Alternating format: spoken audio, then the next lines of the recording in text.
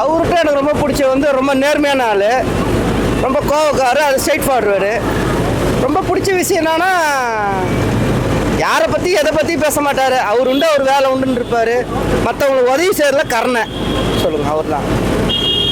ஒரு வருஷம் நினைவு நாள் வருது, இந்த ஒரு வருஷம் போனதே தெரியல. அவர் இல்லாதது உங்களுக்கு எந்த மாதிரி ஒரு பாதிப்பு?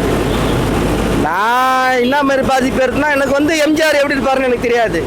கர்ணன் கதையில் தான் கேள்விப்பட்டிருக்கோம். ஆனால் உண்மையிலே கர்ணன்றதை நான் கேள்விப்பட்டது அவர் தான். நானே அவர் தீனதயாள் வீட்டில் அவர் வீட்டில் 3 வேளை சாப்பாடு சாப்பிட்ருக்குறேன். 7 வருஷம் சாப்பிட்ருக்குறேன். 7 வருஷம் நான் மெக்கானிக் செட்டில் வேலை செஞ்சேன். இதே தீனதயாள் தெரு பக்கத்தில் தான் இருக்குது. தீனதயாள் தெரு 7 வருஷம் அவர் 3 வேளை சாப்பாடு நான் அவர் வீட்டில் அவர் ஆஃபீஸில் சாப்பிட்ருக்குறேன். அதனால எனக்கு ரொம்ப பிடிச்ச ஹீரோவாக அவர் தான், பிடிச்ச மனுஷனும் அவர் தான். இதெல்லாம் நான் கேட்கும்போது உண்மையாக நம்ப முடியல. நிஜமா 7 வருஷம் நான் சாப்பிட்ருக்குறேன். நான் நன்றி மறக்காமல் போன வாட்டி இதே இடத்துல இப்போ அவர் இறந்த அன்றைக்கே வந்து செலவு பண்ணி பெருசாக நான் டெக்கரேஷன் பண்ணி வச்சேன்.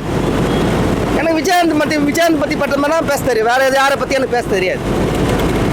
ஏன்னா நம்ம நேராக அங்கே பார்த்தாள் நமக்கு பசின்னும் போது நம்மளை ஆளாக்கி இன்றைக்கி நான் நல்லா இருக்கேன்னா அன்றைக்கி சாப்பாடு அவர் போடலன்னா இன்றைக்கி நான் நல்லா இருக்க மாட்டேன். அதான் உண்மை. இன்றைக்கி ஒரு அளவுக்கு இருக்கிறேன். அதுக்கு காரணம் வந்து அன்றைக்கி நான் சாப்பிட்டு இன்றைக்கி நான் அவருக்கு நேர்மையை கடைப்பிடிக்கிறேன். பசின்னு யார் கேட்டாலும் என்ன கொடுப்பேன். அது அவரோட தான். அவரை பிடிச்சவங்க செய்யாமல் இருக்க வாய்ப்பே இல்லை. மற்றவங்கள அதுதான் சொல்கிறேன் இல்லையா, மற்றவங்க என்ன சொன்னாலும் அதை பற்றி அவர் கேர் பண்ணுற ஆளே கிடையாது.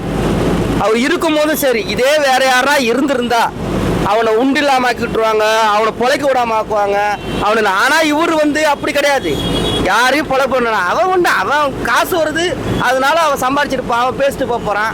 அவனுக்கு காசு வருதுன்னா அது வரணும், சந்தோஷம் தான். தவிர அடுத்தவனை அழிச்சு பழக்கணும் கிடையாது. அழிச்சு பழக்கனா அவரால் இந்த சினி ஃபீல்டில் வந்து ஆளாகணுங்க. முடிவு பண்ணியிருக்கலாம். அவர் இப்படி பேசிட்டாரு அப்படின்னு சொல்லிட்டு ஒதுக்கி கூட விட்டுருக்கலாம். ஏன் உதாரணத்துக்கு வடிவேல் கூட தான் சொல்கிறேன். வடிவேலாம் நன்றி மறந்து பேசினாப்பில் இன்றைக்கி அவஸ்தைப்பட்டு இருக்கேன். எவன் ஒருத்தன் வந்து நன்றி மறந்து பேசுகிறானோ அவன் அடித்து மாட்டது தான் போவான். கொடுத்தவங்கள கொடுத்தோன்னு சொல்லணும். நீ எது குறை கூட சொல்ல தேவை, எதுவுமே பண்ண தேவை. அவரை பற்றி பேசாமல் இருந்துக்கணும். நீ பண்ண தப்பு, அந்த பாவம் நீ அனுபவிக்கிற. இப்போ அதான் உண்மை. படங்களே வரதில்லையா அவருக்கு? படங்கள் வந்தாலும் சரி, இனிமேல் அவர் மேலே ஏறுறது ரொம்ப கஷ்டம்.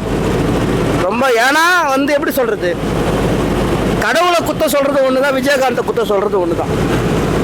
அவர் எல்லாரும் சொல்லுவாங்க கோவக்காரரு. இவர் கோவம் இருக்கிற இடத்துல தான் குணம் இருக்கும், குணம் இருக்கிற இடத்துல தான் கொடுத்து உதவி பண்ணுற இது தன்மை இருக்கும். தன்மை இருக்கிற இடத்துல தான் எல்லா விஷயமும் இருக்கும். ஒருத்தனை விட்டு கொடுத்துட்டு போகிறது, ஒருத்தன் ஆளாகிறது, அடுத்தவன் முன்னேறணும். யாரையும் தர தட்டி பழக மாட்டார். எல்லாரையும் சரி முன்னேறுது. இது வரைக்கும் சினி ஃபீல்டில் எந்த ஒரு ப்ரொடியூசரு, எந்த ஒரு ஹீரோ, எத்தனை டைரக்டரை உருவாக்கியிருக்காங்க கிடையாது. எண்ணி பார்த்தீங்கன்னா விஜயகாந்த் மாரி டைரக்டர் உருவாக்கணும் கிடையாது. வில்லனுங்களை உருவாக்கணும் ஆள் கிடையாது. கூட இருக்கிற ஹீரோவாக்கணும் கிடையாது. சத்யராஜ் ஆளாக்கியிருக்காரு, சரத்குமார் ஆளாக்கிறார். யாருமே நான் இது வரைக்கும் சரி, அவங்களாம் ரொம்ப நன்றி உள்ளவங்க தான். நான் நிறையா அவங்க ஷூட்டிங் பார்ப்பேன், அவங்க பேசுறது நான் பார்ப்பேன். ஆனால் இருந்தாலும் அவங்களாம் ஒரு குறைசோடு சொன்னதில்லை விஜயகாந்தை. அதனால எனக்கு அவங்களையும் ரொம்ப பிடிக்கும். எல்லாமே ஓகே. நான் தனிப்பட்ட முறையில் விஜயகாந்த் அவர்கள் உங்களுக்கு ரொம்ப பிடிச்சிருக்கு. ஆமாம். அவரோட அரசியலை நீங்கள் எப்படி நான் பார்த்தீங்க? அரசியல் நான் எப்படி பார்க்குறது முக்கியம் இல்லை. ஒரு நல்ல ஆளுமையை தமிழகம் இழந்து போச்சு. அதான் உண்மை. அடுத்த நல்ல சிஎம், நல்ல ஆட்சியை தமிழ்நாடு கொடுத்து வைக்கல. அவ்வளோதான் சொல்ல முடியும், வேற ஒன்றும் சொல்ல முடியாது. தமிழ்நாடு கொடுத்து வைக்கல.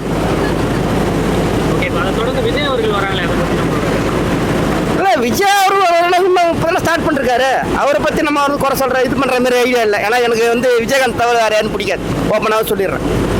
அவரை தவிர எனக்கு யாரும் பிடிக்காது. யாரையும் அவரை நோக்கி தான் என்னோட பயணம் இருக்குமே தவிர மற்ற யாரை நோக்கி எனக்கு பயணம் கிடையாது. ஏன் உண்டு என் வேலை உண்டுன்றது அவர் சொன்ன நோக்கத்தோடு நம்ம சம்பாரிச்சனால தான் இன்றைக்கி நான் நல்லா இருக்கிறேன்.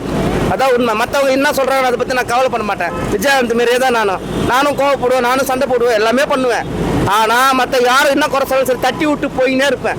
என்னோட வேலை என்ன, ரோடு என்ன, என்னோட வேலை எங்கே போய் முடியணும், அதை முடிவு நோக்கி போய் தான் நான் இந்த அளவுக்கு நான் ஆளாயிருக்கிறேன். அதான் உண்மை. இதுக்கு முழுக்க விஜயகாந்த் சொன்ன பாடம், விஜயகாந்த் நான் பக்கத்தில் வந்து பார்த்தது, விஜயகாந்த் சாப்பாடு சாப்பிட்டதுனால தான் நான் இப்படி இருக்கிறேன்.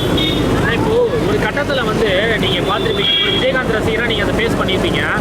அந்த கேள்வி கிண்டல்கள் பண்ணும்போது இப்போ லாஸ்ட்டாக ஒருத்தர் பேசும்போது கணக்கு வாங்கிட்டாரு. அவர் அந்த அளவுக்கு தரம் தாழ்ந்து பேசினார். அந்த அந்த டைம்லாம் உங்களுக்கு எப்படி இருந்தது அவர் இருக்கும்போது? நீங்களும் சொல்லிட்டீங்க தரம் தாழ்ந்துட்டாங்கன்னு. தரம் தாழ்ந்தவன் தாழ்ந்து போயின்னு தான் இருப்பான், இன்னமும் அனுபவிச்சுன்னு தான் இருக்கிறான். இன்னைக்கு ரொம்ப பெருமையாக பேசுகிறாங்க, அதெல்லாம் எனக்கு தேவையில்லாத. அதுதான் சொல்கிறேனே, எதை பற்றி கவலைப்படாத ஒரே நல்ல மனுஷன். எம்ஜிஆரை நான் பார்க்கல, கர்ணன் எப்படி இருக்காருன்னு எனக்கு தெரியாது. நான் கண் எதிர்க்க பார்த்த கர்ணனும் அவர் தான், எம்ஜிஆரும் அவர் தான்.